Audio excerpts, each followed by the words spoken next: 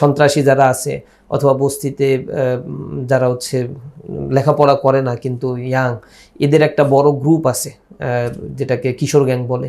এই গ্রুপের সাথে ছাত্রদলের কানেক্টেড অনেক বেশি। তাদের পরিণতিটা ছাত্রলীগের মতোই হবে যদি এগুলো তারা এখনো পর্যন্ত সামাল দিতে না পারে। প্রশাসন টোটালি বিএমপি মনা, তারা একের পর এক নিষিদ্ধ ছাত্রলীগের একেবারে প্রতিচ্ছবি হয়ে উঠছে এবং যেখানেই সুযোগ পাচ্ছে ছাত্রলীগকে তারা পুনর্বাসিত করছে।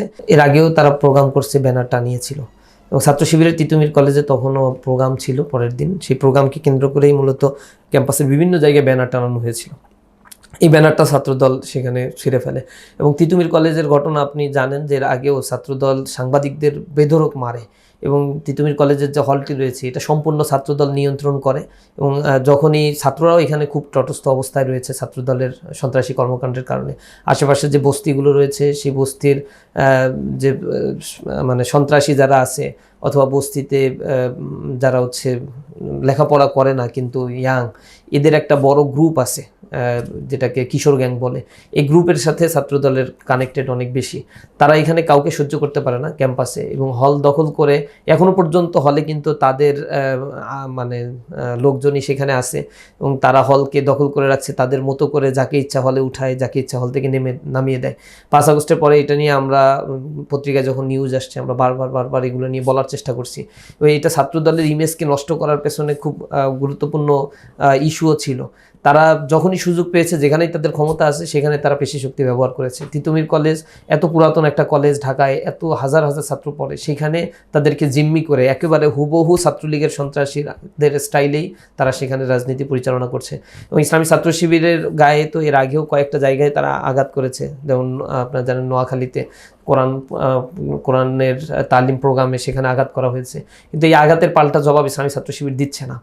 এটা চাচ্ছি আমরা, যাদের সাথে 20 বছর ধরে আমরা ঐক্যবদ্ধভাবে একটা আন্দোলন সংগ্রাম করেছি, তারা তো আমাদের সহযোদ্ধা ছিল, তাদের সাথে সম্পর্ক যেন কোনোভাবে বিনষ্ট না হয় এ ব্যাপারে আমরা চেষ্টা করে যাচ্ছি। কিন্তু তারা একের পর এক নিষিদ্ধ ছাত্রলীগের একেবারে প্রতিচ্ছবি হয়ে উঠছে এবং যেখানেই সুযোগ পাচ্ছে ছাত্রলীগকে তারা পুনর্বাসিত করছে। আর এই ছাত্রলীগ এখন নব্য ছাত্রদল হয়ে নানা ধরনের অপকর্ম করছে, যার দায়িত্ব ছাত্র দলের উপরে যাচ্ছে বা বিএনপির উপরে যাচ্ছে। এটা তাদের জন্য যে কতটা ক্ষতি হচ্ছে এটা তারা ভালোভাবে উপলব্ধি হয়তো করবে যখন তাদের আসলে কিছু করার থাকবে না এবং তাদের পরিণতিটা ছাত্রলীগের মতোই হবে যদি এগুলো তারা এখনো পর্যন্ত সামাল দিতে না পারে। তিতুমির কলেজের ঘটনার পরে আমরা প্রতিক্রিয়া জানিয়েছি, আমরা জিডি করেছি থানায় গিয়ে এবং প্রশাসনকে অবহিত করেছি। ভিকটিম যারা তারা মামলা করবে, এর আগেও মামলা করা হয়েছিল। এই ব্যাপারে প্রশাসনও খুব বেশি পদক্ষেপ নেয় না, কারণ প্রশাসন টোটালি বিএমপি মনা এবং বিএমপিকে প্রেফারেন্স দিচ্ছে, কারণ প্রশাসন মনে করে কয়েকদিন পরে বিএমপি ক্ষমতায় যাবে, যদিও এটা তাদের দিবা স্বপ্ন। এই ক্ষমতায় যাওয়াকে কেন্দ্র করেই তারা আসলে চিন্তা করছে যে এখন যদি বিএমপির কাউকে গ্রেপ্তার করি 2 দিন পরে আমার হয়তো চাকরিটা থাকবে না। এই কারণে প্রশাসন তাদের টানছে এবং সব জায়গায় আমরা দেখছি এরকম একটা বিশৃঙ্খল পরিবেশ সৃষ্টির পেছনে বিএনপির এই আধিপত্যবাদী রাজনীতি একটা বড় ধরনের কারণ হয়ে দাঁড়িয়েছে। তো তিতুমির কলেজেও আমরা পাল্টা আক্রমণ করিনি, আমাদের অসংখ্য ভাই সেখানে আহত হয়েছে। পোস্টার লাগাতে গিয়ে, ব্যানার লাগাতে গিয়ে আমাদের যে কজন ভাই গিয়েছিল সবাই আহত হয়েছে সেখানে। আমরা নিয়মতান্ত্রিকভাবে আমাদের অধিকারের কথা মিডিয়ায় বলেছি, আমরা মিছিল করেছি, প্রতিবাদ জানিয়েছি। তবে এগুলো আমাদের দুর্বলতা হিসেবে যদি ছাত্রদল নিয়ে থাকে চরম বোকামি করবে, চরম ভুল করবে।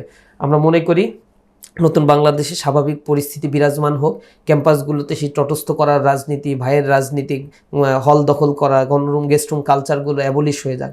যদি এটা ছাত্রদল না মানে এর করুণ পরিণতি তাদের হবেই হবে, এটার জন্য তারা অপেক্ষা করুক। দেশের নাম্বার 1 ট্রেডিং অ্যাপ নিফটি ফার্স্টে পাচ্ছেন ট্রেডিং এর সব সুবিধা, dual exchange access, company analysis, portfolio তৈরি করা সহ আরও অনেক ইউনিক ফিচারের সাথে ট্রেড করতে ডাউনলোড করুন এক্ষুনি।